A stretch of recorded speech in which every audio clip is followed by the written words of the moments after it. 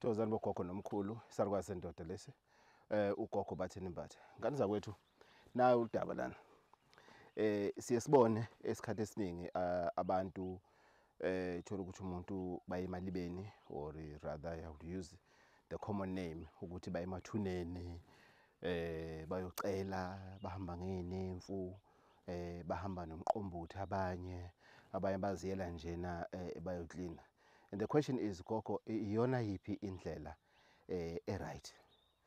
I spend a lot of time in doing this research, but I've realized ukuthi kahle mawuthi uyabhekisisa le topic lena kuya ngeendawo, kuya ngemindeni, kuya ngenjwayelo. Straight things. Kuya ngendawo, kuya ngemindeni, kuya ngenjwayelo. You go to a certain place and you find ukuthi bathi bona thina la ngakithi uma soyenza umsebenzi iqalwe emathuneni bayobikelwa abantu emathuneni bese kubuywa ukwenza lo msebenzi. Thina la ekhaya makuzokwenza into ethize senza kanjena bese senza kanje. So kuya ngenjwayelo. Omanye bazothi thina ngokujwayela sesajwayela ukuthi lento yenziwa kanje, yenziwa kanje, yenziwa kanje. Right. But at the end of the day, ngane zakwethu, we need to come up with into that people they can use at the end of the day, because we cannot just say kuya ngenjwayelo, kuya ngendawo. Sometimes you stay in a suburb, you don't know what to do. Sometimes you stay in a rural, uyafika endaweni ngeke ufike usubuza abantu bendawo ukuthi anisitshene nenza kanjani nina makuzwenza umsebenzi.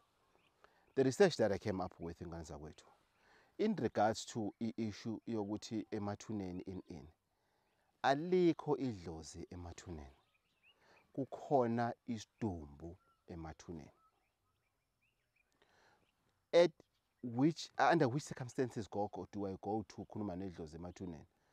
Uma ithongo lelo noma lo muntu okhuluma naye angakalandwa wenzelwa yonke imisebenzi yakhe wangeniswa ekhaya ngendlela efanele. Gogo, yona kuyiphi indlela efanele? It's up to kini nenza kanjani. I cannot come with to say indlela efanele ilena. Sometimes abantu abayenza imisebenzi into zabo they still good. Sometimes abayenza imisebenzi into zabo kodwa they're not good. So kuya ngokuthi kini nenzani. But you only go emathuneni if ever umuntu wakini angakenzeli yonke imisebenzi. Mase yenzelwe imisebenzi akasekho emalibeni usesekhaya. Mawukhuluma naye uyokhuluma naye ekhaya. Usehlala nawe ekhaya. Awukwazi ukumshiya umuntu omdala ekhaya, umkhulu wakho, ugogo wakho, ubaba wakho, uma wakho, udadewenu usibanibane bese uyahamba uyomezela emathuneni. Siye emalibeni emathuneni ngoba umuntu usuke ayolandwa enzola umsebenzi.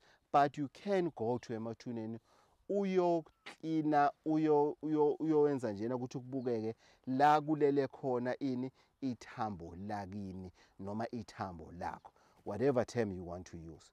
So emalibeni noma emathuneni yisango noma i-department noma indlu lapho abantu balinda khona mabangakayenzelwa imisebenzi bese bayalandwa bahanjiswe ke ekhaya ke bese bachethi silana ke ula sikwakhele khona mawubaba nasihlalo sakho nasisithebe sakho whatever thing eniyenzayo.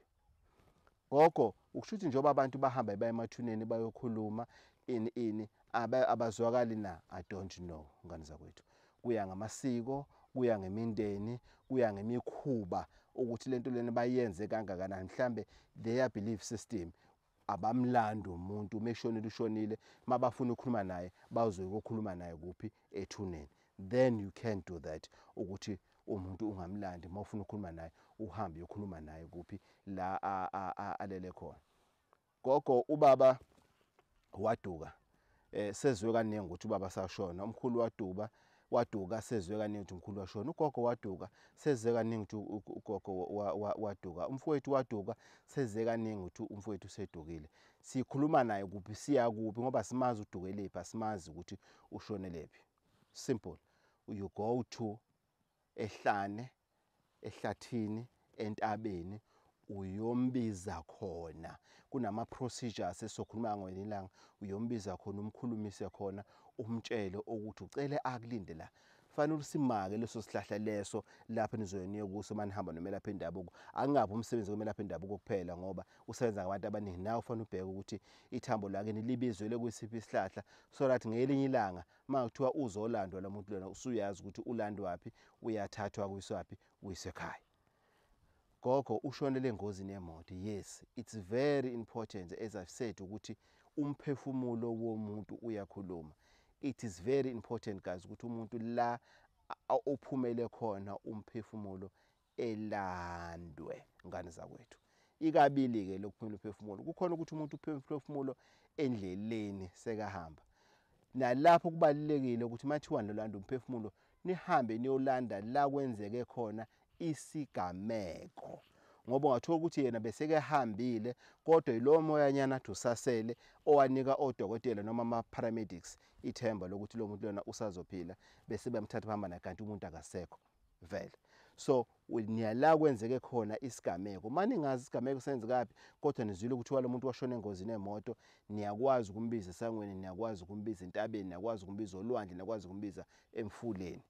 Kuya ngokuthi umuntu onilaphayo noma onisebenzayo noma onisizayo kulomcimbi loyo yena usebenzisa ini noma yipi indlela noma yipi isystem yokulanda umuntu. But what is important about lezi namhlanje kanza kwethu kubalekile ukuthi nazi ukuthi alikho ithongo emathuneni, alikho idlozi elihlala emathuneni unless alikayenzelwa imisebenzi.